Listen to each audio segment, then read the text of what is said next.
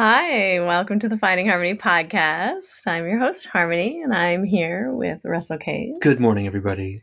And we are joined today with a very lovely, beautiful human being who has been a friend of mine for a very long time. I knew her first. I don't think. No, you didn't. And that is the lovely Krista Shirley. How are you, my dear? I am so good. And thank you so much for inviting me to your podcast. I'm really honored. It's been something that I've been thinking about for so long. Me too. And I don't know, the timing just came about. So it was great. So, Krista, well, we should probably introduce Krista. You're teaching yoga in Orlando still? You have a center? I run a morning Maestro program, but I closed my studio last April. Okay. Yeah. Where are you teaching out of? Do we have a paragraph or anything about Krista? We normally have a paragraph. Write a paragraph now. Let me look online to see if I can find a paragraph about you. I'm going to find a bio for you. God damn it. But where are you teaching now in Orlando? So I'm teaching classes in Winter Park, which is close to Orlando, and it's out of a birthing center, but I use the space in the mornings for my Maestro program. During COVID, the studio suffered, and I had all these medical situations. I had 7 surgeries in a year between 2019 and 2020. So after COVID, there wasn't anything really left to rebuild. And so I stepped back for a couple of months and really just kind of focused on my rehab. And then when I was ready, actually in July of this year, I literally just started the morning program again. Yeah. And I do that and teach privates, and I'm back doing workshops again. And hopefully we'll do some retreats next year. So I'm happy to be back teaching. Good. You're looking so good, so healthy. And I think the last time we saw you in person was actually in 2019 at your studio. Yes. And that was right at the beginning of your health journey. I mean, ma'am. Your health crisis.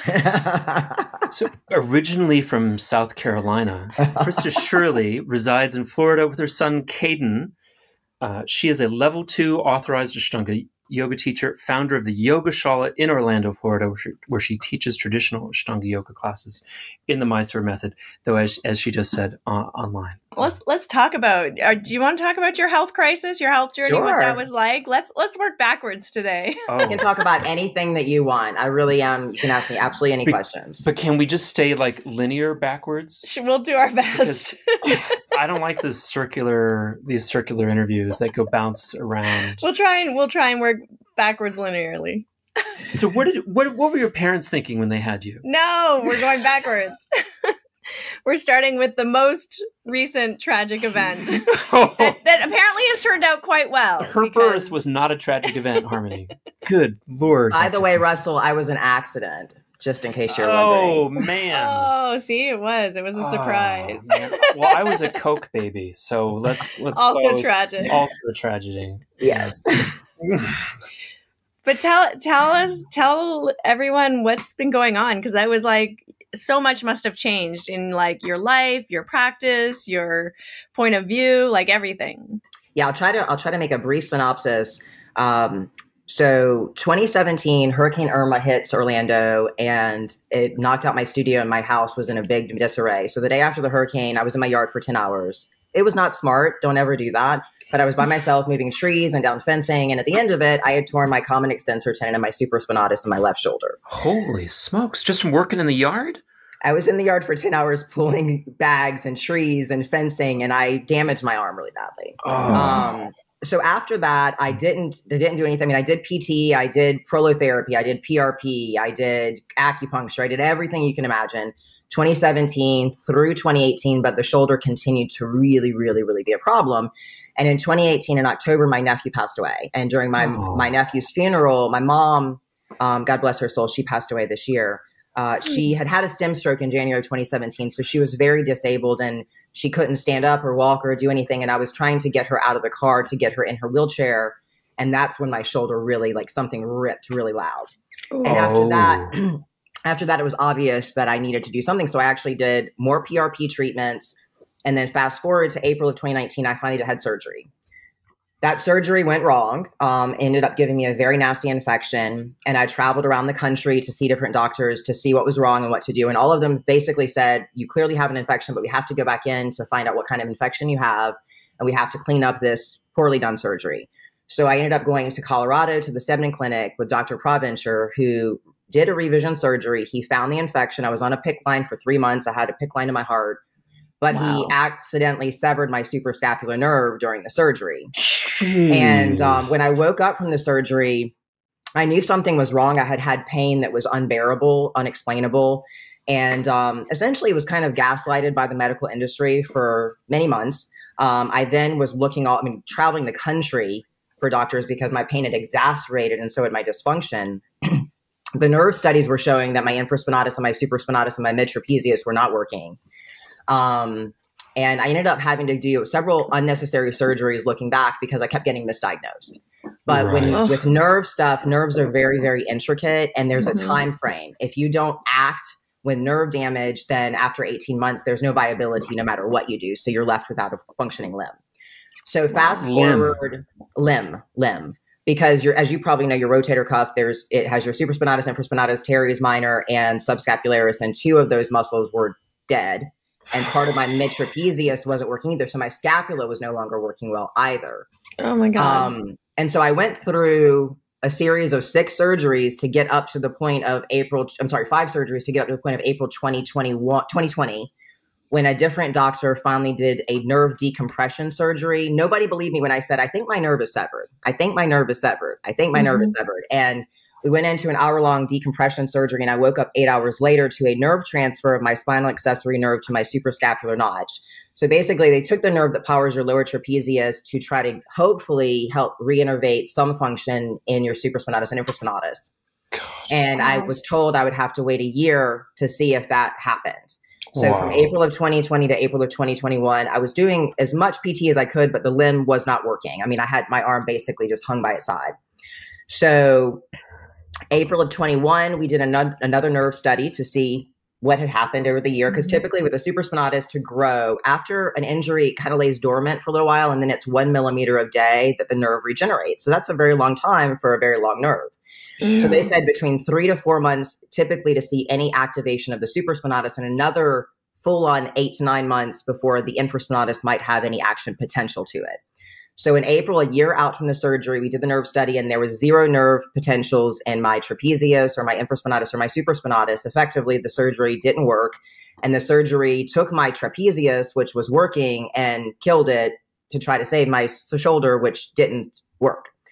So in April of 21, my PT dismissed me from care and told me to get on disability and start seeing an occupational therapist to learn how to live with my disability. And I will tell you that from probably September of 2019 up until that point, it was a very, very, very dark time for me. I mean, incredibly dark time. The pain was unbearable. And because my limb and my scapula were no longer working well, it herniated my cervical, my thoracic, and my lumbar spine. Yeah.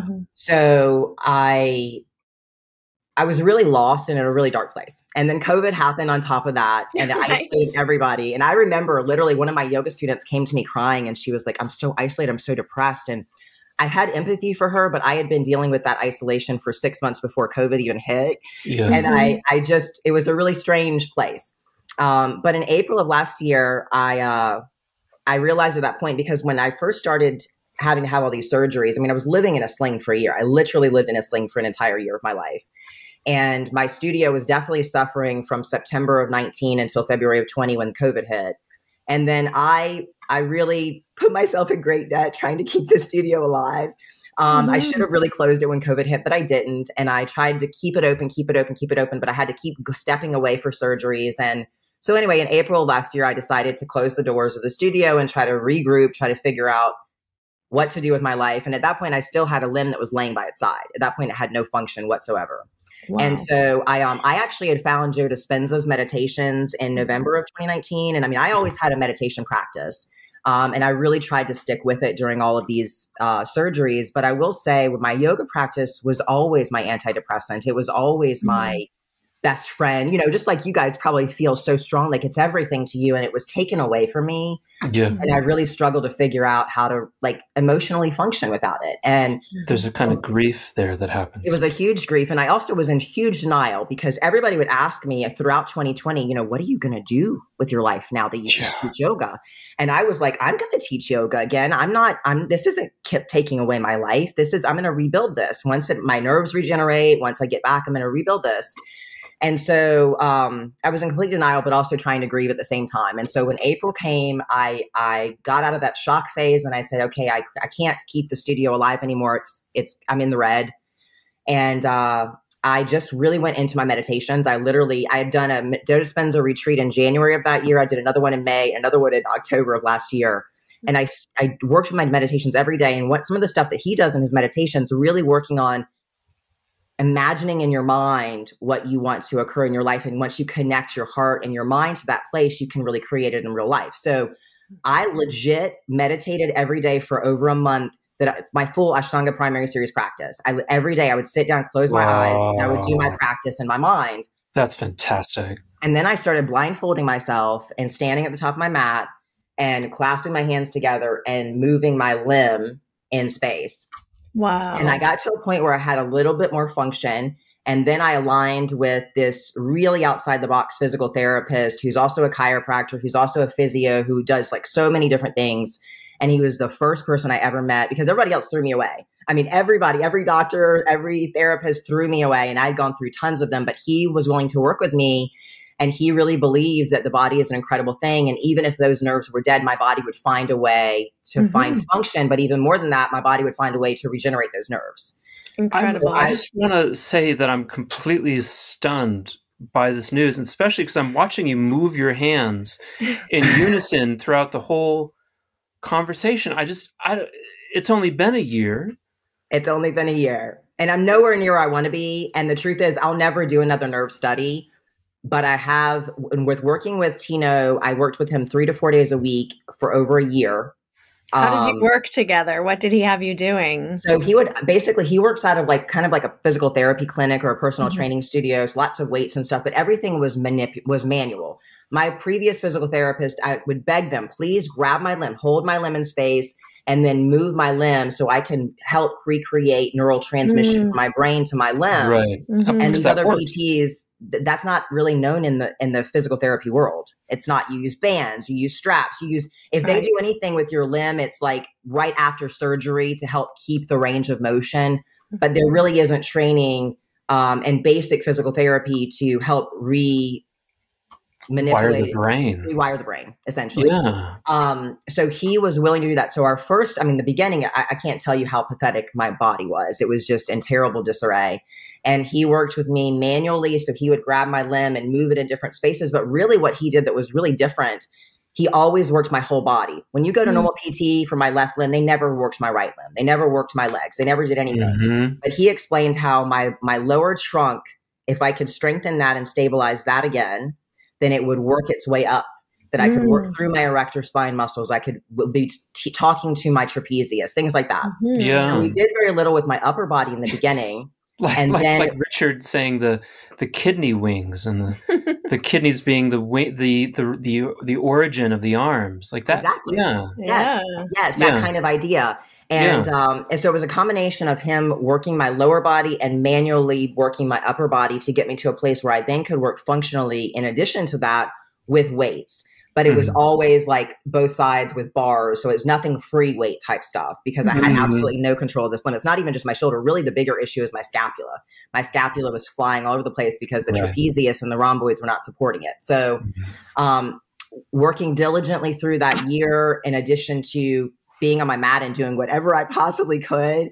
And I really applied different modifications that I gave students through the years, but I had to get even more creative with how I worked. Now, the great thing about my injury is that it mainly affects external rotation of my left limb and anything overhead. And I still struggle with that on my left side, no doubt about it.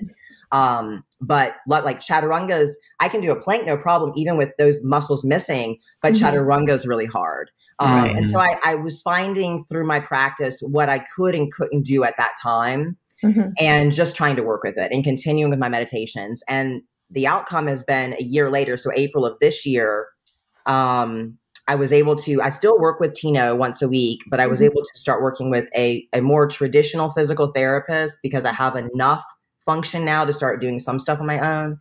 So I see her twice a week and I see Tino once or twice a week, and I do my practice every day. The pain is pretty exorbitant. It's mainly my spine. It's really the herniations in my neck, because no matter what, my upper trap does all the work of my middle and my lower trap. My middle and my lower trap don't really work very well. My supraspinatus, infraspinatus don't work well. So that's a daily struggle, but the yoga practice helps and meditation helps. And having gotten the function that I did, I mean, I tried throughout, I'm trying to think, from May of last year. I closed the studio in April, but then in May, June, and July, I did a 3 days in the whole month Mysore. And people came and I started teaching and I was doing what I could.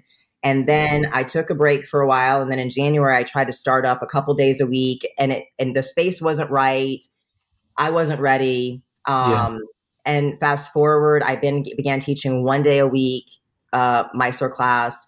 And then my mom, who's been very, very, very sick for many years, my sister called me in June and told me that she was in ICU and she was non-responsive, and to get up there. And I have done that many times. My mom was born with epidermolysis bullosa. It's a very rare genetic condition.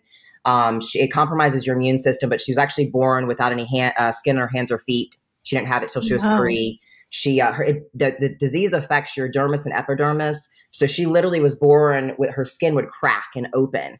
It was very, very strange. But the worst part of that was her immune system was always compromised. So she caught everything you could imagine. And she had breast cancer. She had lung cancer. She had open heart surgery. She had everything. And then the stroke took her down in 2017. And I would travel up every month to visit her.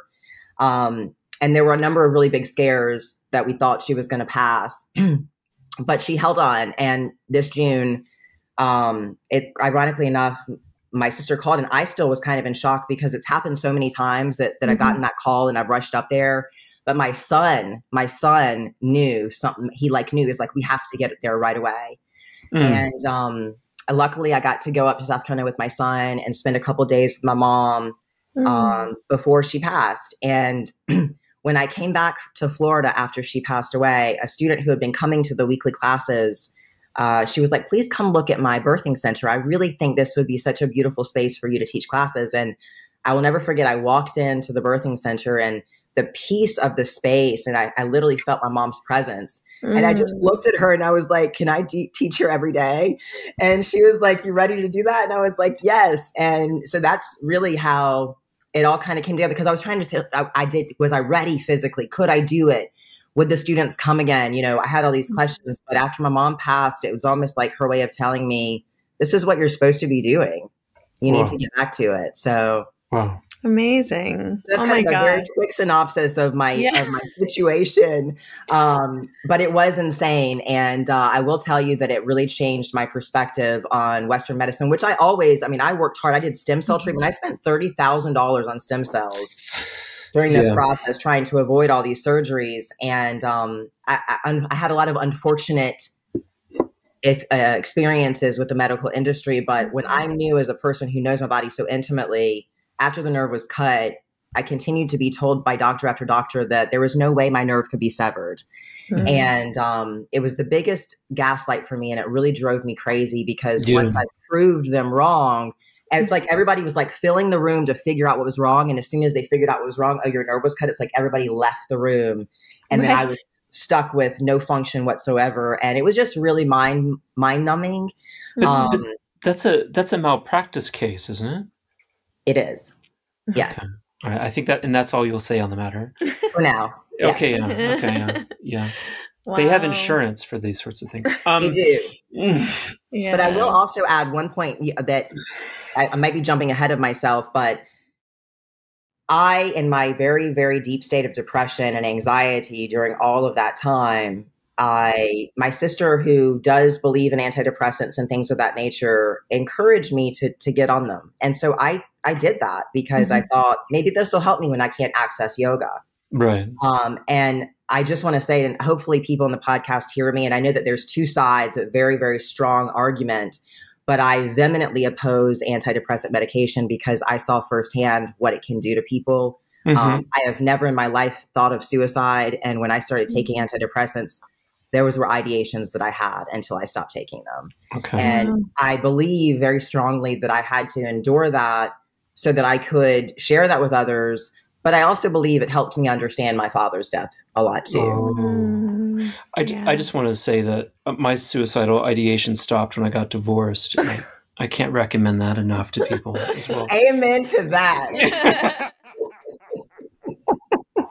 Something along those lines. I think when I had a chiropractor, Harmony's cousin, look at an X-ray of my spine, and it's riddled with osteoporosis and bone spurs. And at a certain point, I had to kind of accept that I can't really do a profound forward bend again, which is to say I can't do Paschimottanasana and I can't put my foot behind my head ever again. That's not going to happen. So if that's not going to happen, then my dreams of being certified are over. And they're all kind of like that all kind of starts to sink in, like, well, this is what I thought I was going to do. And then I kind of devoted like decades of my life to yoga that I could have been spent painting. And so that is just a hobby. So like, who am I now?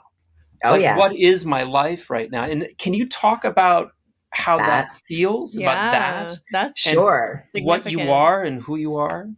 It's a really, really great question. As I said, once I started going through this traumatic experience, people would ask me, what are you going to do? And I was very angry because I was like, I'm going to keep doing what I'm doing. I'm going to get better.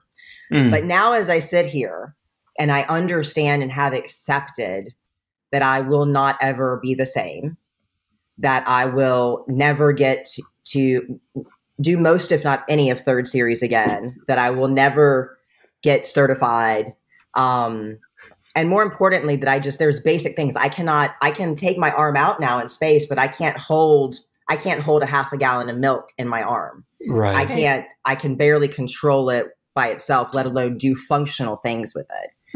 Wow. So when I got to a place of acceptance, I then had to begin asking myself, who am I and what am I and what is my purpose and what am I supposed to do now?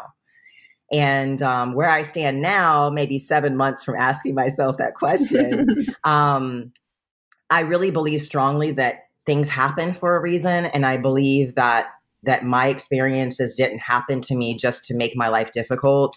I believe that I had to endure that so I could learn lessons and be able to share those lessons with others. And I am working on figuring out exactly what that means. I know, and I'll tell you guys, I mean, I've definitely done some audiobooks, and I have applied to tons and tons of jobs.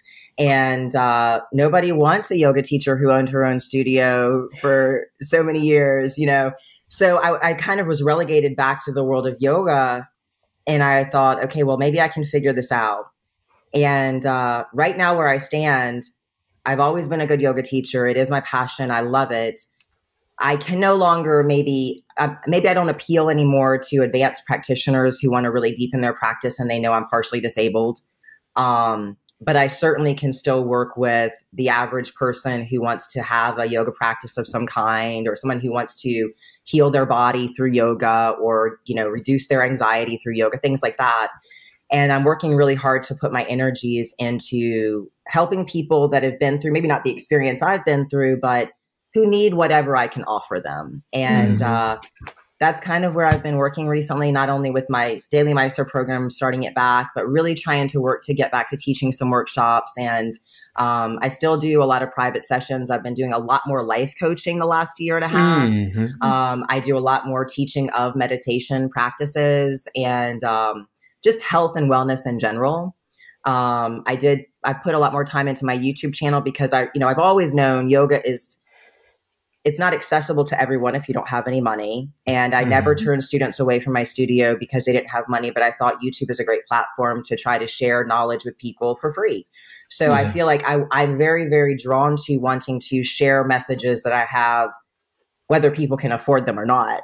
And eventually I would love to do some public speaking on some of the topics that I've been through and bring it to a larger audience. And then in terms of who am I, I'm a woman who is very broken, and I'm trying to rebuild my life. And I've faced tremendous obstacles even today, from various different sources. And I recognize that I have to keep working and keep trying, and life is hard, and good things happen to bad things happen to good people, and good things happen to bad people. And I have to just keep moving forward. And I think it's important that I show my child it's very important to me that I demonstrate to my son, strength and, the ability to overcome and the ability to keep moving on no matter what happens. And that's a message that I know that I really want to share on a bigger level. So to be continued, I guess. Amazing. It's so interesting. I love that you also touch upon the using the practice to get that like endorphin rush, right? To like keep your, basically using it sort of as a mood enhancer or balancer, right? And that in itself is a kind of like addiction. And it's what keeps people coming back to the practice. And they say, oh, if I don't practice, I don't feel good. If I don't practice, I don't, I'm like angry all day, or I feel depressed, and I understand that completely, because I remember a time in my life where I also felt like that, like I needed to practice every day, or I felt like mentally unstable, or like my mood would take a deep dive. And it's interesting because I also kind of recognize, looking back, how that's actually not the yoga in a weird way.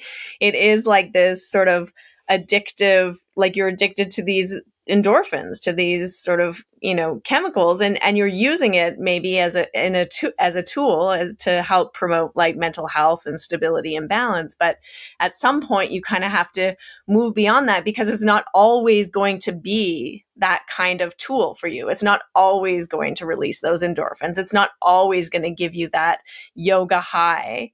And so then what, right? So how do you learn to balance your mind and keep that like mental stability, and keep that, not have those high fluxes, like those highs and lows, without using the asana as your fix?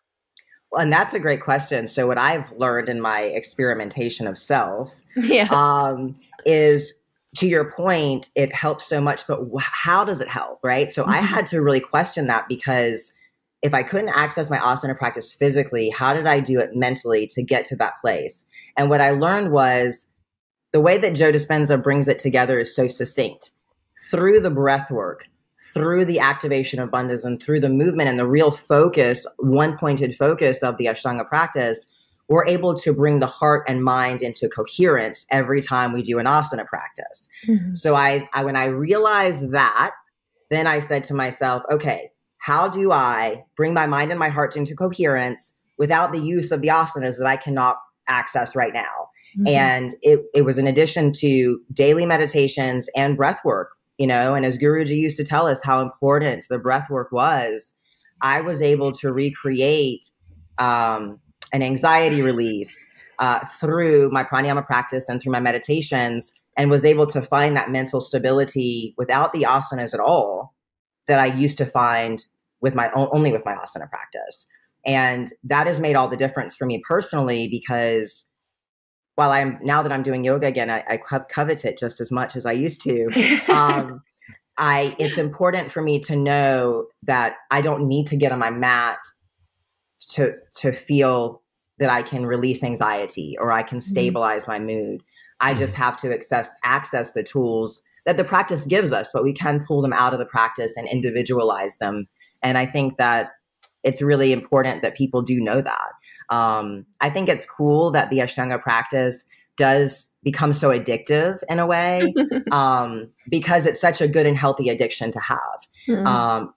But once it was taken away from me to mourn the loss of such a coveted experience and practice, I had to figure out a way to move on. And I am really grateful and lucky that, because I really used to tell students, once you learn this practice, no one can take it from you. Mm-hmm. It is in your mind, it is in your heart and your soul, and then it is up to you to access it whenever you want it. And I found myself in a place a couple years ago where some doctor did take my practice away from me. Mm. And now I know that I can still access it even when I'm 80, or God forbid, something else happens and I really can't practice yoga anymore. I no longer struggle with that incredible pain of not being able to have something that I desperately want. And for me, I will say, as just touching back on again, the idea of antidepressants or ways to help depression or anxiety, I strongly believe yoga is a powerful therapy and medicine, and a far better medicine than any medical drugs available to us today. But it is important that, and now I do try to teach this to students, it's important that you understand this can be a medicine and a tool for you, but what part of this is actually the medicine? Mm-hmm. And the part that's the medicine is the mind-heart coherence that we actually achieve without knowing we're achieving it through asana practice. Mm, yeah, I love that.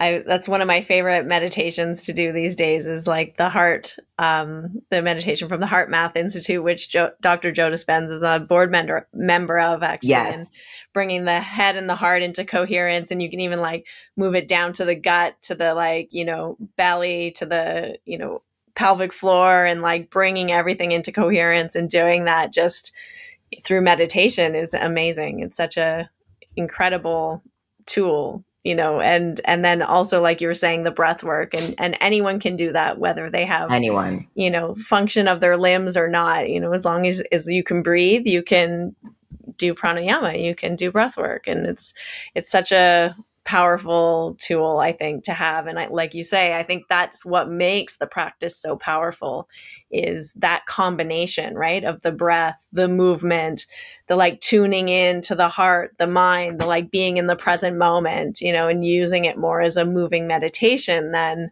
as gymnastics demonstration. And I'll tell you too, I think now that I really understand that to such a different degree, I don't really care. Not that I coveted third series by any means, but I do not care what sequence I practice ever again. Mm-hmm. I just care that I can connect with myself and work with my body and my mind. And I hope that translates later to being able to help other students who get into that really addicted place, which I was in at one point. I think we all have been in. Yeah. We want the next pose, we want the next sequence, we want. And now I really understand how to just be and just appreciate whatever is now. Yeah. Yeah. It's so beautiful and so important. And maybe it is, like you say, like part of the progression, part of the path where, you kind of have to go through the different phases in order to reach that space, that place. But it is necessary to reach that place, I think. Otherwise, you don't really get what the yoga's for or what it's doing. Exactly. And I certainly hope that no one else has to endure what I did to reach that place. Right. But I hope it doesn't cost you what it cost me. But I understand now. Yeah. Yeah. If we could go back to a previous epoch in your life. Sure. Because we're doing this in reverse, you said. Or we could go back to the beginning now. No, we're not going back to the beginning. We're gonna keep with it. Let's go back to the future. No. So we're gonna go back to the future. So it just struck me that your organization and your fortitude, your will to thrive and live is so much a piece of you, and is what's gotten you through this period in your life. It reminds me of when I met you, Krista, the first time. I had gotten involved in an organization, the Joyce Foundation, with Gene Ruffin, and Gene has a bunch of charter schools near Orlando, and so we were going to fly down there and find somebody who could run the show for us. And I called Tim Feldman, Tino and Timo and Kim. I called Tim, and it was like, really, there's no question, like, oh, you want to speak to Krista. Krista's the best person for you to speak to about anything like this. Oh, that's sweet. And so I remember so clearly driving, down that windy road with all the Spanish moss and the old oak trees to get to your studio and meeting you there and just being overwhelmed by your organization and your energy. And Gene and we walked out and he said, she's going to be running the organization. and so they're not going to need us for very much longer. And I wonder if you can talk about that period in your life, 2011. You've got I think you had a 1-year-old at that time. I did. You've got a studio, and now you're being presented with, okay, now you're gonna teach yoga to kids in Orlando, and what was going on for you in that period of your life? Like it was right after you met Harmony, I think. No, it was not. Just a couple of days, I think. We go way back. A couple of days after you met Harmony, as I understand. I've known Harmony since like 2003, I think. Yeah. Oh, come on. But anyway, I will say, Russell, that was a really, really, in a lot of ways, a wonderful point in my life because my son was a year old and my studio was a little bit older than my son.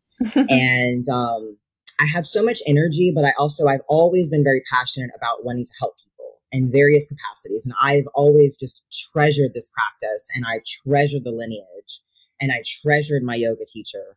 And when you presented me with an opportunity to help bring yoga in schools, I felt so excited about it because I had a very challenging childhood and I didn't have tools to really handle anxiety and depression growing up.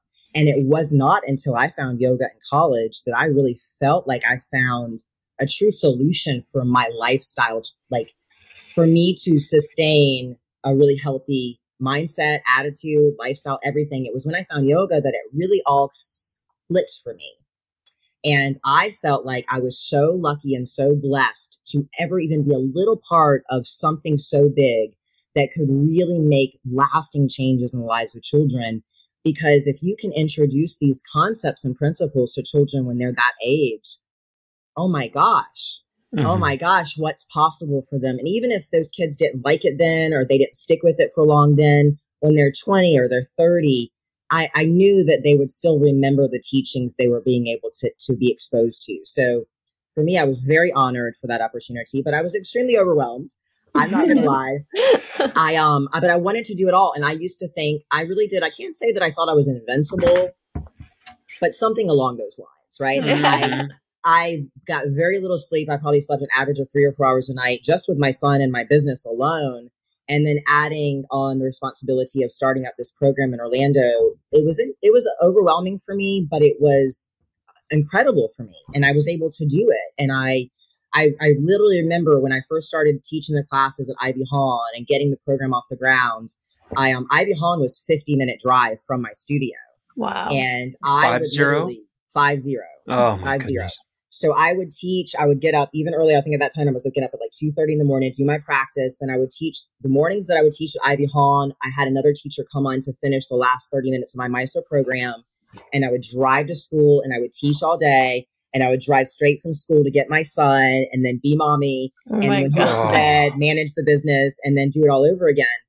But it was such an incredible experience for me. And I'm so grateful that I had the opportunity to be part of it.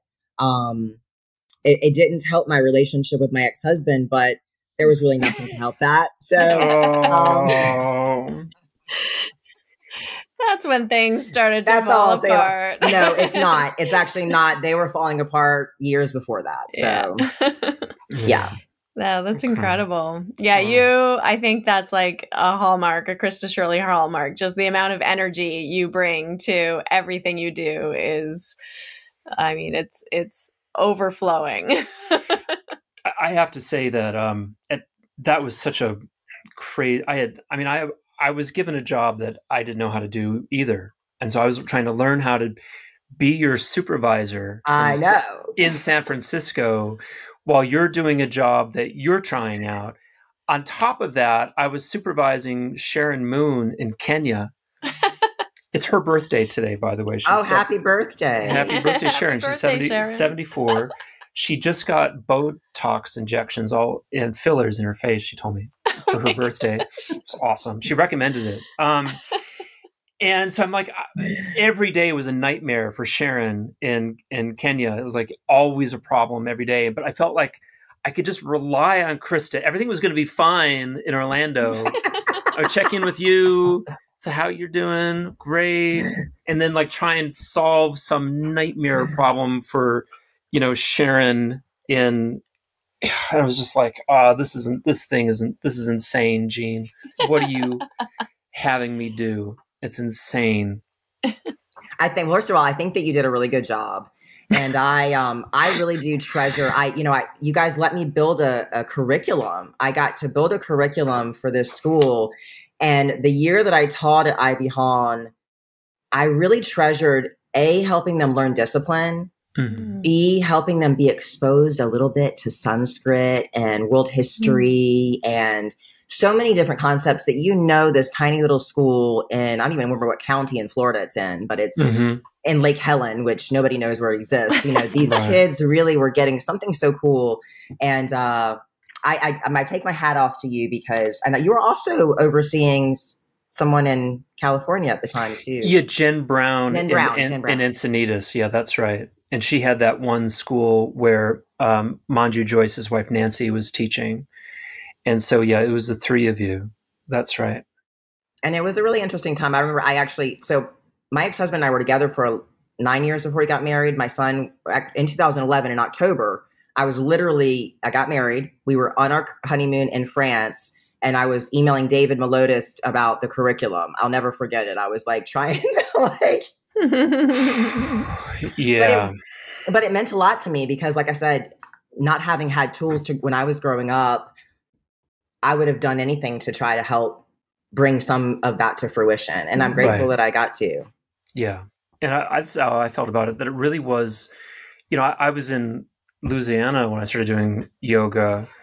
And we were not even middle class, let alone, same here, privileged.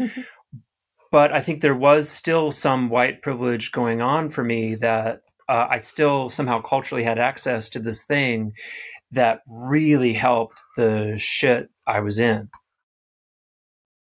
And somehow it got to me. The yoga? Yeah. Yeah. Yeah. And I thought, well, no one should have to be lucky to have a tool like this available. I to agree. them. I couldn't agree with you more. Yeah. Absolutely. Absolutely. Yeah. It's so beneficial. And I was so grateful when I knew after the year I couldn't carry on with the load I was taking on. And I was so grateful to be able to help. I remember we opened another school and I was able to place 2 of my teachers from my yoga studio in those 2 schools. Beautiful. And those programs carried on for years. And that was so incredible to see. Jan was the principal at one of them, right? Jan was the principal at the one in Oak Hill. And actually, I'm still not in touch with, I went to one girl and she worked it for a couple of years. And then another one of my yoga students took it over and she really thrived there. Until that particular teacher quit to go off with her husband or fiance or something. Yeah. And I think the program ended at that point in time. But I know that program lasted for up until maybe 2 years ago. The one in Ivy Hawn, I do remember the funding was pulled from that school a few years before Oak Hill happened. But but it carried on for a long time and it helped. I think it made a positive impact on a lot of students. So well, let's keep going. We're going back now. Yeah, maybe to when you met Krista. Yeah, and then we can talk about Mysore. But you and I didn't meet in Mysore. We met in Thailand. We did. Yoga Thailand, Paul Delahan's yoga training center at that time, no longer in existence. Now it's Samhita Resort or something. Okay. Samahita Resort Center, or I don't know. It's a full life commitment of yoga and biking and all kinds of things. But when we went there, it was very grassroots, a little little yoga shala on the beach and little bungalows that were made of wood and full of mosquitoes. Yes, exactly. And I was there working as assisting on the retreats and doing some managing of the center. And you were there on one of his teacher trainings. Yes, and I believe that was November of 2003, I want to say. I think it was, 2003 or maybe 2004. One of the two. Yeah. Maybe it was 2004. No, I graduated from college in 2004. You're right. So I went on his teacher training in November of 2004. Yeah. And that's when I met Harmony, because she was every day assisting Paul and dropping me back in back bends and telling me I could do it. Yeah. You can do it. Absolutely. That's my signature phrase. You can do it. You can do it. And I mean, she must have, when you get a talented student in class, she must have had a little kind of a shine to her. Well, you had been practicing yoga for some time before that. This wasn't your first rodeo. No, yeah. I had been practicing for maybe almost 2 years at that point. I had started with a woman named Karen and some leg classes. She quickly led me to Ronaldo Liam, who had this little Winter Park Yoga Maestro program. I literally learned primary series in 3 months before Karen moved to Scotland and Ronaldo moved to Miami. And then after 3 months of having a teacher, I had no teacher for a couple years until I did Manju Joyce's week-long teacher training. I want to say that summer of 2004. And then I came to Thailand. That was my first real ever immersion into pranayama and chanting and all the things. And I'll never forget, I remember the first time that you came to drop me back, and you always say, you can do it. You got it. You got this. And it was really imperative for me, because Paul was trying to start teaching me second series. I wasn't going to teach myself on my own. And I literally had only been given Pashasana 2 years before that. And I remember through that month when he was giving me a lot of different postures, when I would show that I was nervous, you would always be like, you can do it. You can do it. Yeah, that sounds so you can do it. And I remember, I think you were going straight to India from the retreat, and that you are one of the main reasons I was so inspired to go to India. So I wanted you to know that, because I remember Paul too. I found it interesting because I remember him saying, along with David Williams and David Swenson, I'd done all these little workshops, but they would always say, you don't have to go to India to learn yoga. And I saw Paul going to India to study with Guruji. And so I was like, well, if you're going, I really want to go. And then you were telling me you were going, and I was like, oh, I'm going. Yeah. And you came that year, 2005. And then I saw you in Mysore. I always like to ask this question because I think it's important for especially the listener at home who may not have been to India. I mean, I was dead broke. I was homeless, living in my university closet. I had found a closet to live in, and scraped together the money to go to India. And that's how I did it. And it just I think it's so impossible for so many of our listeners to imagine, how did you do that? How did you to get the money together? How did you get there? How did you buy the ticket? How did you do that? Because I kind of actually have a fun we story. were both kind of scrappy. We were always there's trust funders who get to go, and then the rest of us are dirt poor hustling little old ladies, barely able to eat, and we come back and we have zero money and are living in our parents' basement or in a closet. Yeah. Yeah, no, that's pretty much my story. When I'd gotten back from Thailand, I began working full time teaching yoga for a while. And a quick backstory too, I was supposed to go to graduate school after I graduated, but my mom was really, really sick for a period of time. And so I deferred graduate school and had been practicing yoga. And then I came back and started teaching yoga classes. So when I was getting ready to do my first trip to India, I bought a one-way ticket, but I thought I was going to go for a month. And at that point in my life, my ex-husband and I were still dating, but we had broken up, and I had actually bought him a ticket to India. But we were broken up. And I decided, since we were broken up, right before I left, I literally put everything I owned in storage.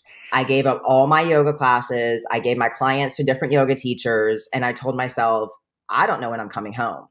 And I had very little money, but I had prepaid for the ticket in January of the year, and it was May, and I was going. And so I had a couple $1,000s to my name, and I mean a couple. And I went to India. I arrived on May 1st, and actually my ex-husband decided to come along with me. We got back together at that point in time. And he actually studied with Guruji and Saraswati for a couple months, which is funny because we never did yoga. But I actually went with a yoga student of mine and my ex-husband, my very first trip. And my 1 month turned into a 10-month period of time abroad. Wow. My yoga student stayed for a month and left. And Kwong left after a couple months and went back home. But after the first few months in India, Guruji was going on tour. And so I went back to Thailand and did some studies. I want to say it was just a month of studies in Thailand, and then went back to India. And I was absolutely hooked. And I will say I started doing work while I was in India. I used to, in my previous life, I was a massage therapist. And so I was doing massages while I was in Mysore, and that paid my rent. It paid my shala fees. So I was able to stay and stay and stay. And that was at a point back then, you could stay in the country for 6 months and then you just had to do a quick hop. Yeah, that's and right. Then come back. And Guruji would let you stay as long as you wanted. Yeah. So I had no intention of coming home when I did. I actually had, I'm sure you remember the Russian cars. Yes. They had just built their mansion. Their mansion in Gokulam. Yeah. And I was the first person to rent that space. They literally had a big puja dinner the night before. Yeah. I stayed the night in the apartment and I woke up to robbers robbing me. Oh no! Legit, there was a man. I was laying in my bed. There was a man staring over me like this. Oh my God. With his hand on the wall. And I just started screaming really, really loudly. What? They ran off. Fuck. Yeah. And I had just paid for another month of shala fees. And I had to go spend the day at the police station with Ramesh and Rocky. And Ramesh had to speak on my behalf because I'm a woman. And there was no husband or father for me. I mean, I was like, what is going on right now? Yeah, why is there a single woman in India living on her own? She must be a prostitute. Exactly. So that was like mind-bending experience. And then I had no money and I had to get my new passport, everything. So I remember having to go to Saraswati and tell her what happened and say, can I possibly have my shala fees back so I can get home? Oh my God. Man. And she said no, of course. No, she said yes. She did. She did it. She's a sweetheart. She really did it. But I wasn't sure if she would. But you got to be the only one. Yeah. I got robbed in Saraswati's house. Really? Yeah. That sounds terrifying, though. Well, I mean, I wasn't. You didn't have a man standing over you. No, while you were sleeping. Oh my God! I would have screamed so loud. The cleaner went into my bathroom and stole my last $50. That happens to everyone. Yeah. It really does. I mean, I'll be honest with you guys. I feel like I can say this now in public, but Morty, 2013, 2012, I had stayed in the house. I guess Saraswati's house was right next to the shala. Yeah, that's right. My son was 2 or 3. Anyway, I bought a washing machine, and he was like Sharat's college friend, Morty, and like really, really close, super friend. Close, yeah. And that year when I left, I put my washing machine in storage with Morty. Mm-hmm. And when I came back the next year, I found out he'd been renting it out to yoga students all year. The washing machine? Yeah, that's so smart. Jesus. And I couldn't get it back. I couldn't get my washing machine back because he had rented it to somebody else. Oh my God. I was like, only in India. Yeah. But yeah, so that was my first trip. And I once I went home, I was totally broke. I had nothing to my name. I literally spent about a year rebuilding classes, making enough money. And I did the same thing. I went back to India for 3 months. And then 2007 and 2008, I went back for 2 or 3 months. And then 2009, I went. And that's when I'll never forget. Sharat told me after practice one day that I needed to come to the office. And I thought I was in trouble. Sure. And you're very much in trouble. And I actually did not really, I did not want to get authorized when I did because I knew what a responsibility it was. Yeah. And I remember it's emotional. Very emotional. And I remember Guruji and Sharat were in the office with me and talking to me and asking me questions, and then told me that they were going to authorize me and I needed to go home and open a yoga school and start a traditional Mysore program. And I was thinking to myself, I'm not ready for that yet, buddies. I'm just not ready for that. But it was, in a way, it was necessary, and it was like an interesting catalyst to my life because that was in February of 2009. And then as soon as I got back to America, I took that responsibility seriously. And so I found this little space and I started a morning Mysore program. I was looking for a bigger space. I wrote out a business plan and I, was trying to get money. And the gentleman who rented my first real space in Winter Park, looking back, he really gave me a chance because I was just this like 20-something yoga teacher saying, "Oh, I'm going to open a yoga studio. Will you like trust me to pay rent every month?" Yeah. And he totally did. And actually, the day after I signed a lease for the space, I found out I was pregnant with Caden. Oh, wow. And so I really birthed two things at the same time. And I remember being pregnant with my son in the morning Maestro classes. My first year, I mean, I don't know how it was for you guys, but I would either sit there with no students all morning or with maybe one or two, and I would just chant over and over and over again, "If you build it, they will come," like the Field of Dreams. Yeah. And it really worked. One is worse than none. Honestly. I agree. Yeah. And it's like you're just sitting there with one or two, and it's like, if it was nobody, I could just at least practice. I could do my own practice. I could at least do my own practice. I mean, that's kind of where I am again, though, guys. I mean, most mornings right now, I mean, if I have 5, I'm like, woo! Yeah, I know. It's a labor of love. It's not for the ones who want to be famous. That's for sure. Not at all. No, stop.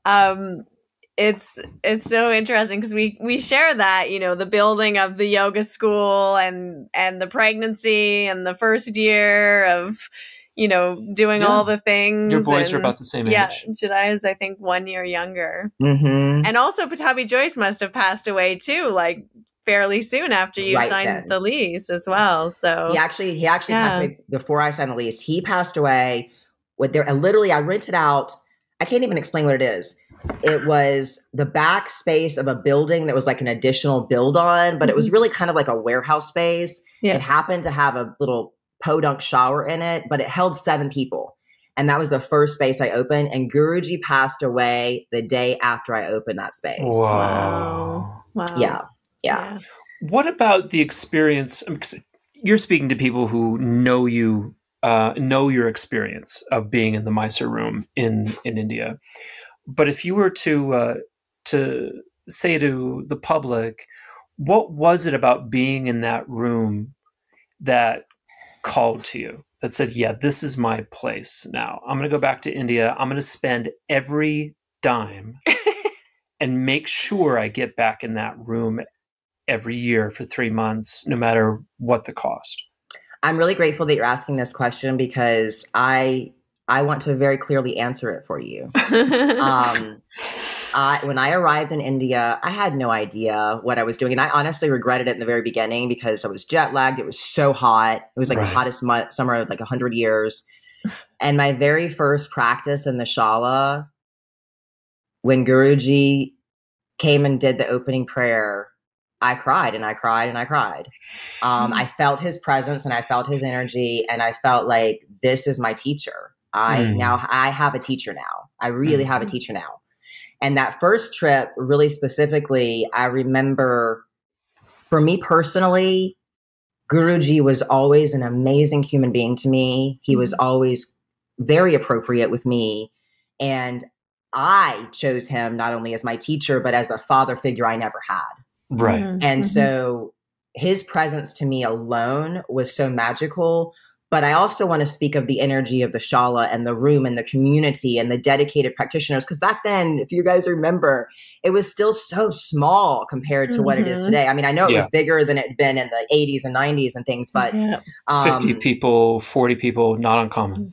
It was just such a small, beautiful, intimate environment. And it was all so like-minded in nature that we really, really were so dedicated and devoted to our spiritual practices. And we all really, I really feel like the people that were there in those years, nobody was running after an authorization ticket. You know, it was about being there and being a student and studying and being part of a community. And it was so magical to me. You know, I mean, there's no other word to use to describe that. It was a magical experience and it was so supportive in nature. And yoga practice, the Ashtanga practice, I always feel like is, washing you from the inside out anyway.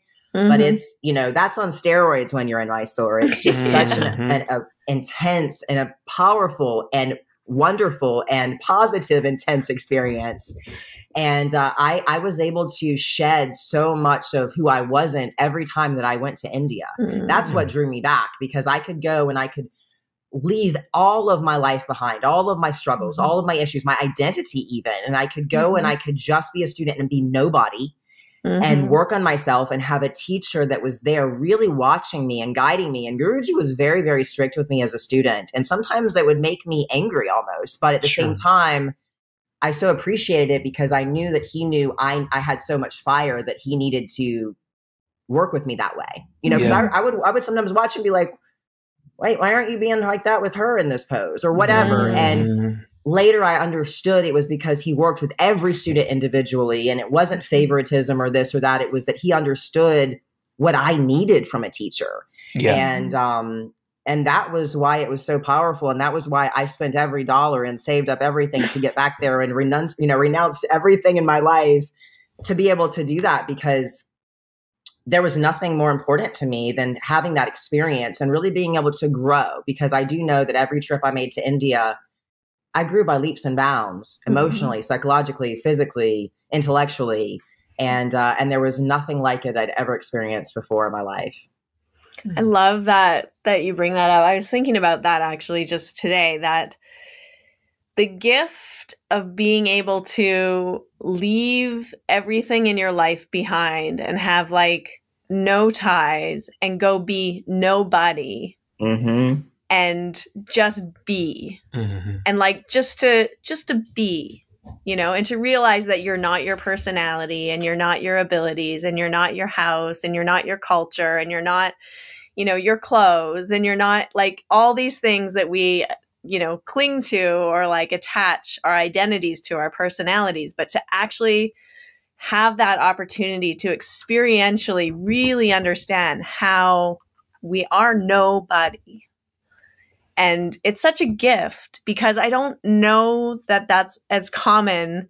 I mean, we can talk about it and we can like, because we've had this experience, but I don't think many people get this experience because you really do have to like leave your environment in a sense, because you can't have all of the things around you that are familiar. You have to go to a space that's completely unfamiliar, that you have no context for, and you have no context of who you are in that space.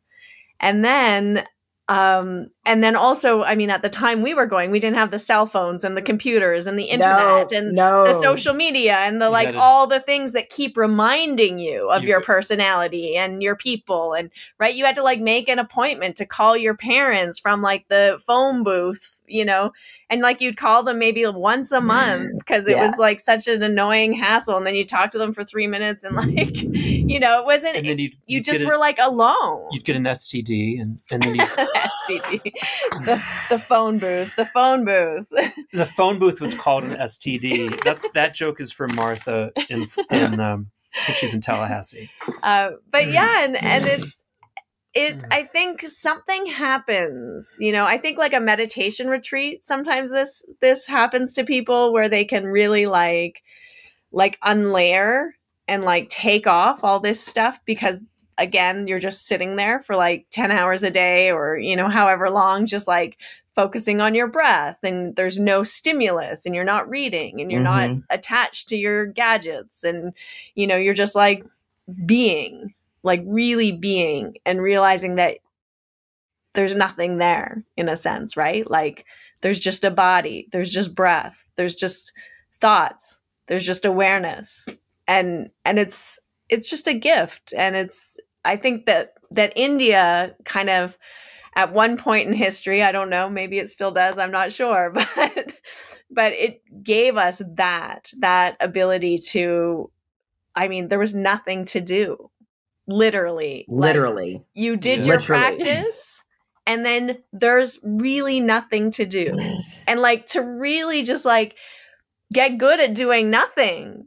You know, yes. I always joke with people. I'm like, I love doing nothing. I am busy all the time, but I just crave do nothing because I know how juicy and like great it feels to just be and do nothing.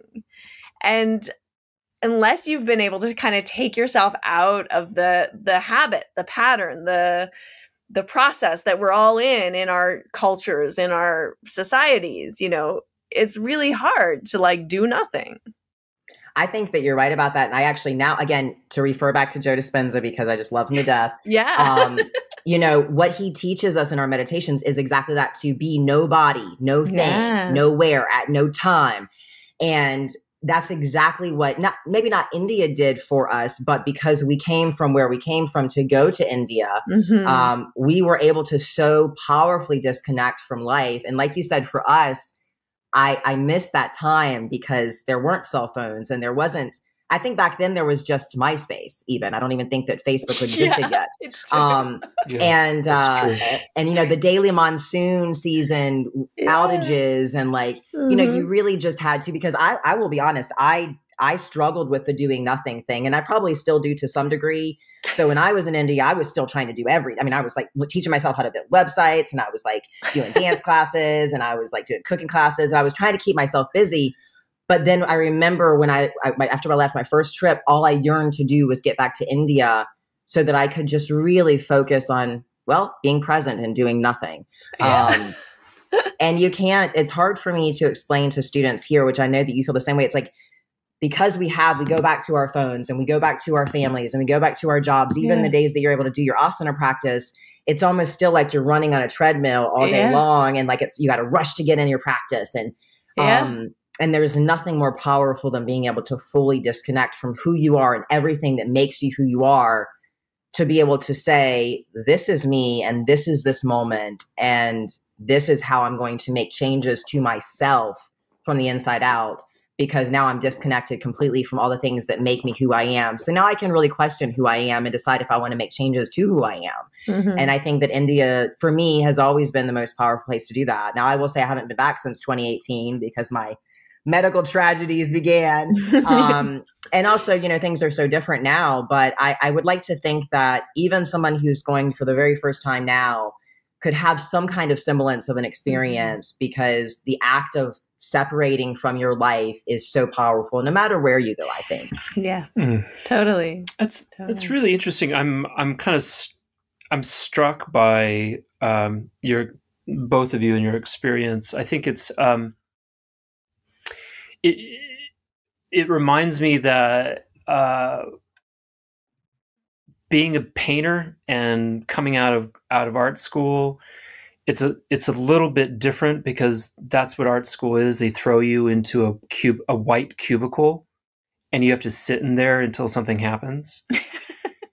And so that was 10 years of my life, just sitting in there and like, oh, I'm having a thought. I better, do something, and I better do something. And so we're trained to just sit and do nothing and then transmit. That's wonderful. And so going to India was no different from being a graduate school. I would just go into my room and I'd do little paintings of fruits. I'd make portraits of people. I'd work on paintings. And that was, I've been used to doing nothing. And it infuriated me when I had roommates who wanted to be doing fucking dance classes and cooking classes and go to fucking Jayashree and go downtown and do fucking shit all the fucking time. I'm like, can't you just fucking do nothing, please? You're driving me fucking crazy. Can you just fucking do nothing? I'm trying to paint. I just want to sit here and like read my Agatha Christie novel. I'm just like, can I just fucking do nothing? I came all the way to India to do fucking nothing. It's good we weren't roommates my first trip then. Oh, God. I always feel like you can tell like, the energy of like people who are there for the first time versus people who've been there several times, because when you're there for the first time, you do want to do stuff. Like you do want to do all the classes and learn all the things and do the massage class and the, astrological readings and the lunching and the, and then the more times people go, you just kind of like stop seeing them so much. Yes, exactly. Amen to that, because I'll tell you, especially my last 4 trips, I mean, I was never really having meals with people. I wasn't socializing. I was practice and back to my home, either with my son or trying to meditate and or taking really long walks. So I agree with you. Like the more times you go, the less you do. That's for sure. But it's also different. I mean, you were there with your son too, and I was there with my son. And I mean, when you are there with your kid, it's also a very different Mysore experience than when you're there on your own. Because again, you still have like that context, of course, right? You have your child. So you're like, not nobody, you're a mom. and so you can never really like get rid of that at that point. And then also what you do in your day is quite different too. Like when I was there on my own, I didn't really hang out at the pool. I had no interest. But when you're there with a small child, you go to the pool. What are we going to do? We're going to the pool. That would drive me crazy. It still drives me crazy. That's what you got to do. You got to keep your kid cool, keep them entertained. Yeah, get that energy out. And I mean, we spent a lot of time kind of hanging out, and you have lunch with people who have kids, so the kids can like drive each other crazy and not drive you crazy. Yeah.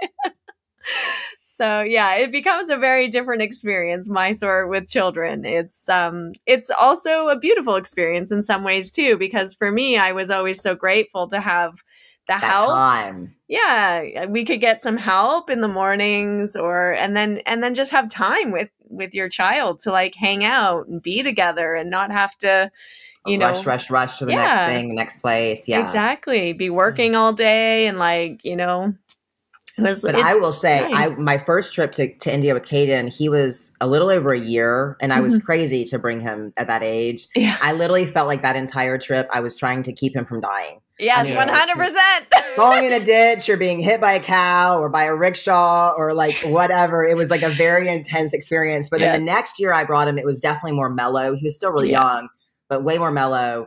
And my last trip to India, I actually got to go alone. And like you say, I'm so grateful for the time that I got to spend with Caden in India and have that experience. But I was really, really, really grateful for that month in 2018. Yeah. And I didn't really go to meals with anybody. I spent a lot, like I'm very good friends with Rocky. And so I was, I'd go see Tina or Rocky or people that I knew who lived in India. And I'd spend a lot of time on my own walking. And it just really, really cherished the quiet time. Like you said, that quiet time for me has become so precious, but it didn't used to be as precious as it is. And I think that unless you get that experience of India, it's hard for you to understand what a beautiful experience it can be, Yeah, I feel like there's something really precious, even if you didn't go to Mysore, but just going to India, to the country, and experiencing the culture that yoga is birthed out of, the people, the, paradox, the union of opposites, it's all there. Like everything in India is yoga. Like it just is infused with beauty and also like sorrow at the same time. And it's just like, I don't know, to be able to hold those two opposites and just see like, like it's perfection, and it's not this or this, it's both at the same time. It gives you that experience, and that's the yoga, right? It's like so beautiful. I'm glad you mentioned that because I always felt that way, right? So when I would come back to America, like I'm sure you felt this way. You love going to India, and then right before you're about to come home, you can't wait to come home and have, the things that you have at home that you don't have in India. Clean food. Every time, clean food, the occasional toilet paper, things like that. Yeah. And, but every time I would come back, every single time after a month, I was just yearning to get back to India because of that very thing that you just mentioned, Harmony. That dichotomy of existence of life and how it was so perfectly imperfect. Yeah. But it was so perfect. Yeah, perfectly imperfect. And so imperfect. Yeah, I know. It's hard. It's hard to you can't describe it. You have to experience it. It's like a taste or a smell or, something that's like a primary sense. You know what I would recommend to anyone who is a young mom in India? Living in India? Go to the circus and lose your child. Yeah, don't do that. Oh my God. Best thing you could ever do for yourself if you truly want to experience impermanence. Holy shit. Go to the circus and lose your child. Oh my God. That was our last trip to India. Yeah. We launched it at Cirque du Soleil in Delhi. And oh my gosh. That was the most terrifying moment of my life. To this day, he still never experienced terror. He still won't confess. No, he did. He went back and he was sitting in the wrong seat. He told me he lost our seats. He wasn't doing that that's not true because I looked in every fucking seat. I know everyone looked for him. They had the entire security team. There was like 100. There was not a lot of seats in there. I looked in every single one. He was not sitting. No. I don't know. Nobody knows what happened to him. But they found him after like 15 minutes. And okay, it was no. How long? It was 20 minutes. It was the entire intermission. Oh, that's true. It was about 20 minutes, but it felt like hours a lifetime. And days. Yeah. And I was like literally, so I have never had a panic attack like this, but I was like, I was using all of my yoga tools and still like white as a sheet, thinking my life is over. Oh my God. Like all the worst thoughts go through your head. Sure. Panic attack, like hyperventilating. I'm like, okay, you just gotta breathe. You can't be hyperventilating right now. So he suddenly appears, they find him. They had given me a guard with a comms and we're walking around everywhere. They sent out a photo to everyone in the place. On their phones. Okay. And so and it's Harmony full of Indian people and he's like this little white kid with blonde hair and blue eyes. And I'm like, so delicious. How hard is it to find him? It's, a child like that is delicious. You're not going to give that up. And so we find him and then Harmony, I think she was emotional. Of course, understood. And it shook him to his core how emotional his mother was, that he curled up in my lap and sobbed throughout the whole second half. So terrible. And then just fell asleep. I think he was also scared because I think he got lost somehow. I'm sure he was scared. Nobody knows. He was trying to get on stage, get behind the stage. We don't know, but that was a few years back. We haven't been back since. Whenever we bring it up in public, he goes crazy. He gets so upset. I get upset. I don't like talking about it. He doesn't like talking I can go right back there. So tell us, I was gonna. You're I'm gonna segue? do it. Okay. So when last we segued, you were in Thailand meeting Harmony, and she had learned some yoga in Florida. What I want to know is I want to meet Krista in high school. I want to know what you're wearing. I want to know what your hairstyle was. I want to know what music you were listening to, and how the choices that you made to go from there to get to college where you started doing yoga. Do we want to back up to before my dad passed away so you have a better understanding? Let's do that. I didn't know that your dad... Let's go right back to your childhood. Okay. How it all began. So I'm one of 3 daughters. I'm the youngest. And my mom, as I said, she was really sick most of her life. So she was constantly sick when I was a kid. And my dad was a really brilliant civil engineer. He actually helped pioneer solar energy. Wow. I loved my dad so much. I was probably daddy's little girl growing up. And when I was 8 years old, when I was younger than 8, I remember visiting my dad in the hospital every now and then. He went a couple times to the hospital, and I didn't understand why he was at the hospital. I just hoped he would get better and get home. And when I was 8, my dad took his life. And that kind of hospital. Yes, that kind of hospital. But I was 6 and 7. I didn't know, but that kind of hospital. And so when I was 8, my dad passed away, and my mom, her mother and her dad died before I was born. Her mother died when I was 6. Her brother was killed by a drunk driver when she was 14. That was her family. Wow. So my dad was all she had. And my dad's parents lived in Alabama, and I had 2 uncles on my dad's side, but they lived out of state. And so we had no family. And when my dad passed away, we were born into the Baptist church, to a Southern Baptist. And my dad used to take me to church. My mom often didn't take us, but my dad would go, and they would not bury my father in the church. And the bullying and ostracizing of us as children was horrific. It was so bad. In fact, my mom moved us from where we lived in Columbia, South Carolina. My dad built this house. Actually, it was solar powered. The 1980s, we had a solar powered house. We moved from there to Irmo, and then Irmo to Lexington, because we got bullied so bad in the 2 different school districts. And it was parents telling their kids not to play with these diseased kids, kind of thing. Yeah. And so that was the first part of my childhood. And I will say, I actually had a bad relationship with food when he died. After he died, I began, I was so isolated, and all of me and my sisters were grieving in our own ways. And my mom was grieving in her way. And I took to food as sort of a self-soothing mechanism, but I was also really, really into school. So between diving into studies and soothing on food, I was kind of a chunky kid. And fast forward a couple years, we're figuring things out. Life was hard. My mom had been a stay-at-home mom. And she pretty quickly blew through whatever life insurance existed for my dad. And she was trying her hat at different jobs and, you know, talk about poverty. I mean, I really pretty much grew up in it. And we would either get evicted from home. She lost the home we lived in. She had to foreclose on it. She filed Chapter 7 or whatever. And then it was just a series of constant moves from place to place to place to place. I mean, I remember there was a period of time when we couldn't afford electricity in the condo we were staying at. And so I had to go live with my mom's friend for like 5 months. But during all of that time, I was going through puberty and starting to thin out a little bit because I was growing up. And as a teenager in high school, I was just a black sheep. I mean, I can't put it any other way. It was hard to go to school. It was hard to be the person I was. But I always felt different. I always felt like there was more out there for me. To me, I grew up in a small town in South Carolina that was just very, very conservative. And I didn't know how or when or where, but I knew I wanted to get out of South Carolina when I grew up. And I remembered going to school. It was actually middle school when I was in a gym class, and this lady came in and started doing step aerobics with us.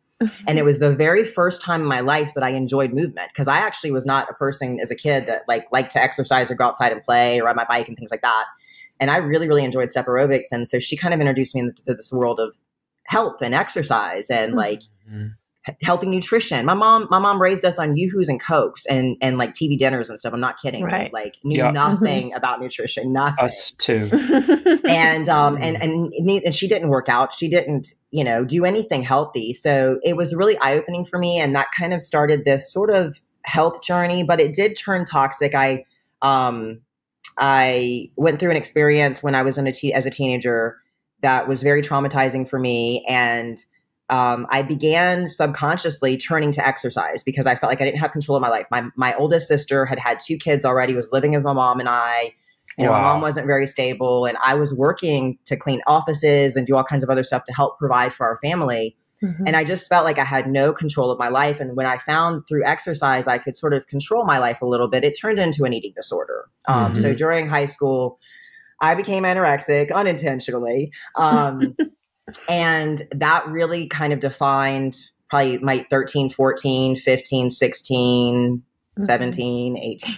But I did get help through that. My mom got me help after a couple of years. It had gotten pretty bad to the point where I was exercising for hours a day and counting every calorie, including my gum. I mean, it was really, really, and I would, you know, I hope people out there who listen and understand or hear the word eating disorders, it's not a complex of you're too fat or you're too skinny. It's really and truly a way to control when you've got stuff in your life you can't control. And over time, it turns into a sort of body dysmorphia because when you look in the mirror, you don't see what's really there.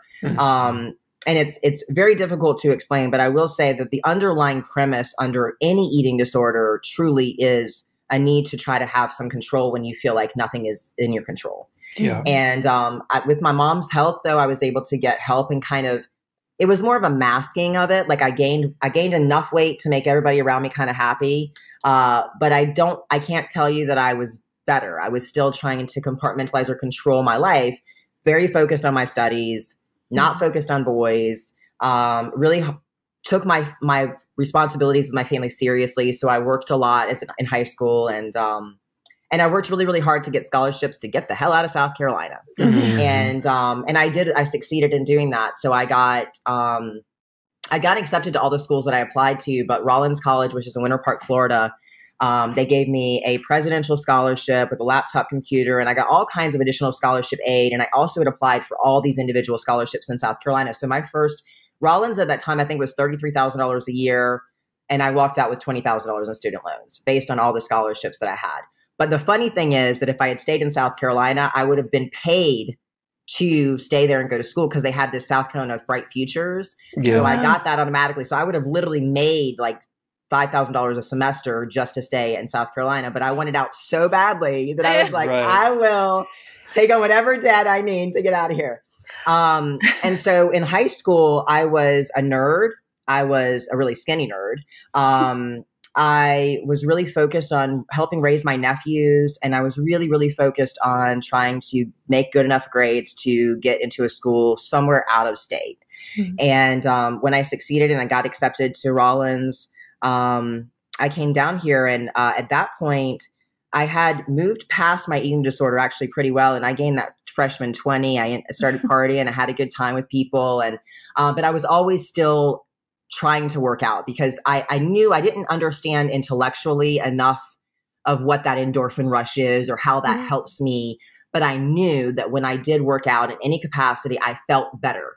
I knew that my anxiety was better. So I always did reach to, an aerobics class. Like I said, I don't do step aerobics anymore. I haven't done it in many years, but I still fondly think of it because I loved doing step aerobics. I just really, really loved it. And when I was, that, didn't you? You did faith aerobics, praise aerobics, praise aerobics to the video, to the VHS. Yeah.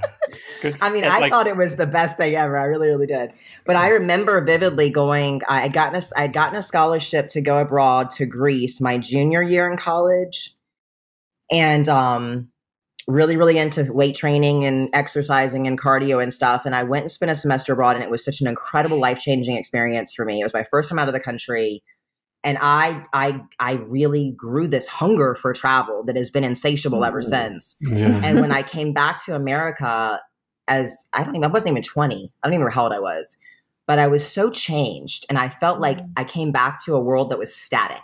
Like everybody looked the same, everybody acted the same, but I was such a different person. I know and that it really shook me a lot. It really displaced me even more. And I was already sort of an outsider my whole life. So I'm like, what do I do now? And right after that, I will never forget, I saw an advert at the gym that I was working at I tried one hatha class maybe a year before that. And I thought to myself, I don't like yoga because I didn't enjoy this hatha class I took. But this class, it said power yoga. It said, you're going to sweat, bring a towel. It's fast movements and it's a good workout. And I was like, oh, I want to try that kind of yoga. Yeah. And okay, sure. Lo and behold, it was a modified Ashtanga primary series practice. I think we ended around Janu C or Marichi A. And this woman, Karen Brenneman, she had actually just come back from her teacher training in Thailand with Paul. I can't remember her sequence of events, but I know that she had done her teacher training with Paul. And I think she had been to India once or was going to India for the first time. I don't remember. But she was teaching this leg class twice a week at the gym. And I started that summer taking summer school because the overachiever that I was, I wanted to graduate with 2 majors and a minor in 4 years, which I did. And so you and I are so similar. What were your majors? What were your majors and a minor? I majored in anthropology and classical studies and minored in archaeology. Oh my goodness. Yeah. And I was fascinated with ancient cultures. I really was specifically focused on trade relations between ancient cultures, but we'll save that for another story. So anyway, I get back and I'm starting summer school so I can do all the things and finish and graduate in time with all my degrees. And it conflicted with these classes. And I was so distraught by it. And Karen told me, okay, well, you got to go study with this guy, Ronaldo, at Winter Park Yoga. And that was kind of the beginning of that. So to go back to your initial question, what was I like in high school? I was a nerd. I didn't have many friends. I was the youngest sister, and I was picturing Zendaya in Zendaya. Zendaya? It's Zendaya. Oh, okay. A teenage girl taught me that. Corrected you. Yeah. Pissed me off to be corrected, but I stand corrected. Zendaya in Spider-Man is what I'm picturing. Honestly, yeah. I mean, that's kind of what I was actually. And I did kind of have a hard chip on my shoulder. I've been bullied so much in my life, and I was the youngest of the 3 sisters. And so I was, of course, the uncool sister. And I definitely, that was kind of my vibe. But I wasn't as pretty as she is. Oh, I beg to differ. Oh, you're sweet. I beg to differ, madam.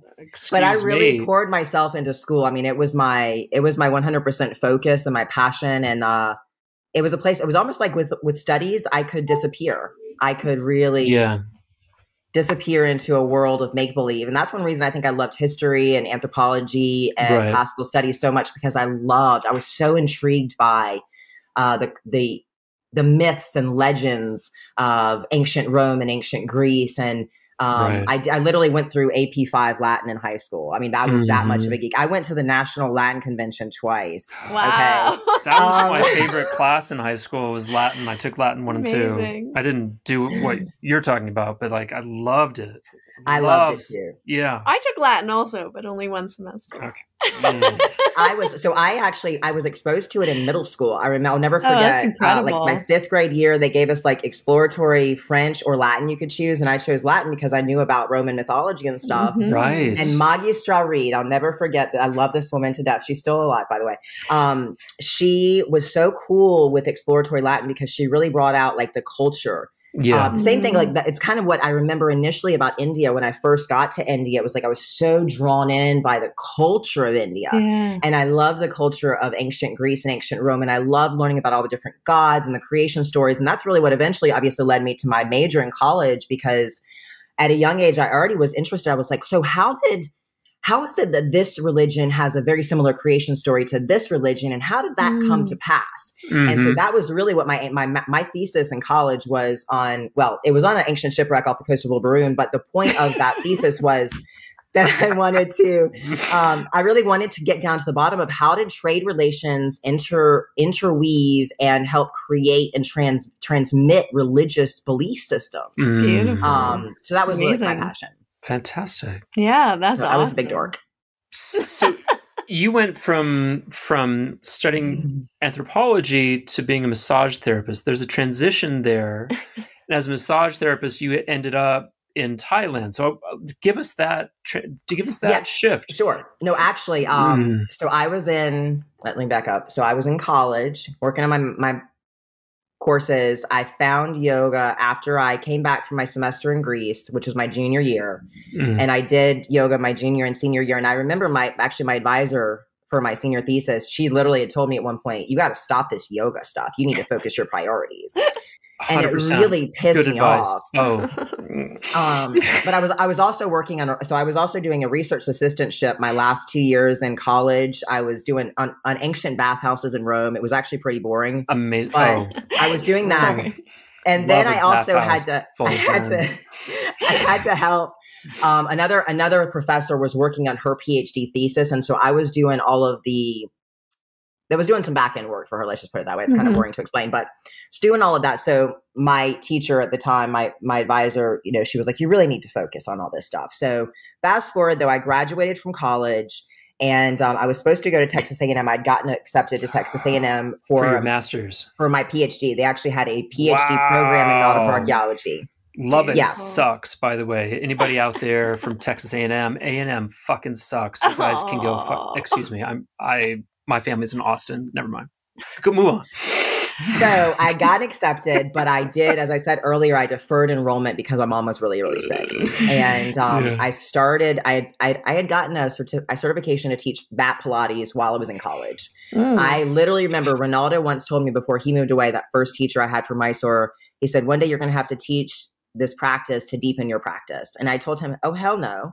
I'll teach Pilates all day. I'll teach whatever, but I will never teach yoga because it's mine. And it's mine. And I really felt that way. Yeah. I really felt that way for a long time. But once he moved away, I had my Pilates certification. I was still in my last year of college. And when Karen Brenneman moved away, she asked me to take over some of her yoga classes, and everybody was fine with my Pilates certification and my experience with yoga. And so I started teaching yoga classes. And in the midst of all of that, I started taking courses on massage therapy. And then I graduated, and then I deferred my enrollment, went to South Carolina to be with my mom while she had open heart surgery. Then I came back. I'm trying to remember the sequence of events now, but I came back and I finished a course in my massage therapy training. And then when I went to Thailand, I did Paul's teacher training, and then I did a Thai massage training after I finished that. And then I came back to the US and I was doing my massage here and I was doing yoga classes here. And then I went to India, my first trip. I was teaching, I wasn't teaching. I was doing massage with traditional massage, Thai massage. And then I did Kumar's Ayurvedic massage I course. did that as well. And then I incorporated that as well. But I'll be honest with you, so many students, and I mean, it got to the point because I rented a house for a year. I mean, not for a year, for several years. I rented a house for several years to the point where I remember when I came back when I was pregnant with Caden, it was the first year I didn't do massage in India. And I had literally students would knock on my door. Sure, yeah. Telling me, I just got to India and I wanted to book a massage with you. Oh my gosh. 100%. I was paying for my lunch money by doing Kumar's Ayurvedic massage. And so I'd make 100 rupees a day and I'd use that to buy my meals because I was so stone broke. And the fucking cleaner had stolen my last $50. I needed that money, you know? Well, I just think your life is so colorful and so incredible, and we could get into all kinds of things, but I think we should save our motherhood and Ashtanga yoga conversation for another podcast. I would love that. Yeah, we'll definitely do in the future, because I know you have a lot to share of practicing through pregnancy, pre-pregnancy, post-pregnancy, all of the things. But I feel like this has just been such a beautiful conversation for people to get to know you. Krista. Yeah, and you've been through so much, and you continue to practice through all of these adversities, especially the last few years, and teaching and holding that space in Orlando for the community there is just such a blessing for them. You would have hated it in Lubbock. Seriously. In Texas. There's such a rivalry between the Longhorns and A&M. That's just so. I don't doubt it. I hope we might be down in Florida at some point next year. We'll drop in and say hi. February. I would love to see you. That'd be awesome. We're planning another Disney World. Planning Disney. We're gonna go do some Star Wars things. Star Wars Disney things. Yeah. Well, we will obviously stay in touch, but I expect to definitely at least have a meal with you guys. That would be awesome. Beautiful. That'd be great. And so just let's remind everyone, since we started at the end and finished at the beginning, let's go back and just remind everyone, Back to the Future. Let's go back to the future. What's happening in the future for you, Krista? How can people find you? Awesome question. So, and actually, thank you for asking that question, because the Yoga Shala was my existence forever. And when I closed the studio last April, I decided when I was about August of last year is when I kind of was like, okay, I have a vision for what I'm doing next. And because so much of my work is not just yoga now, it is a lot with meditation. It's a lot with health and wellness, nutrition, life coaching, things like that. I wanted to better express what I am now as a changed person. So my new website is called Olotita, Olotita. It's ancient Greek for wholeness. Oh, and beautiful. That ties in your passion. And so it's, you can't find the Yoga Shala anymore if people knew me, because people always knew the Yoga Shala, Krista Shirley kind of thing. And I still try to incorporate the Yoga Shala in our website. You know, it's like the Olotita's Yoga School, the Yoga Shala. But if you wanted to find me, my website is olotita.com. My YouTube channel, you just go to youtube.com/Olotita. And I've been working as best I can with everything that's going on in my life right now to post about every 2 weeks. But I've been currently just kind of moving through tutorial videos on the primary series, breaking down how to do modifications for the postures. And then every couple of videos, I do like a practice along video that kind of brings you from sun A to whatever posture we stop at. And that's been a real passion project for me because, as I said, I want to make sure that this is accessible to everyone. And especially after the tragedies I've experienced, like physically, I want people to see that anybody can do this practice. As Guruji would always say, you know, old man, young person, sick person can do Ashtanga yoga, but only the lazy person cannot. And it's so true. And I really want people to see that. And so you can definitely, for no cost, get on my YouTube channel. And I'm going to be in Washington, D.C. this weekend at Woodley Park Yoga, teaching an immersion. I'll be back there every month till through November. I'll be in St. Louis in November as well. And all of that's on my website. And if you're in that area of town, please, you know, feel free to pop in, check me out. And I'm hoping to do a yoga retreat in Morocco in June of next year. And hopefully that'll be on my website soon. But I'm so grateful and honored for this opportunity to come onto your podcast today. And if anybody out there, if anybody has questions or relates in any way whatsoever to my experience or wants some advice, my contact is on my website. And I mean it from the bottom of my heart. Like anybody out there that might have questions or want to know how they can move forward with injuries, just send me an email. Okay. Perfect. And that we'll Beautiful. add all your links in the show notes. So Yeah. Okay. it will translate. People can find you. Yeah, perfect. Thank you so much for coming. Oh my gosh, thank you both. A beautiful opportunity to chat with you. And I just want to say to both of you that I think you're two amazing people, and I was so delighted to see the two of you come together. No, Thank you. I met both of you in very different points in my life. Yeah. And I don't think I ever ran into you in my store until after I met you, Russell. Yeah, but I just, you're two beautiful souls, and I'm so happy to see you both together. You're a sweetheart. Thank you. Thank you. Thank you. Thank you. Thank you. So nice. Okay. Big love to Caden. Yeah. Definitely. Thank you.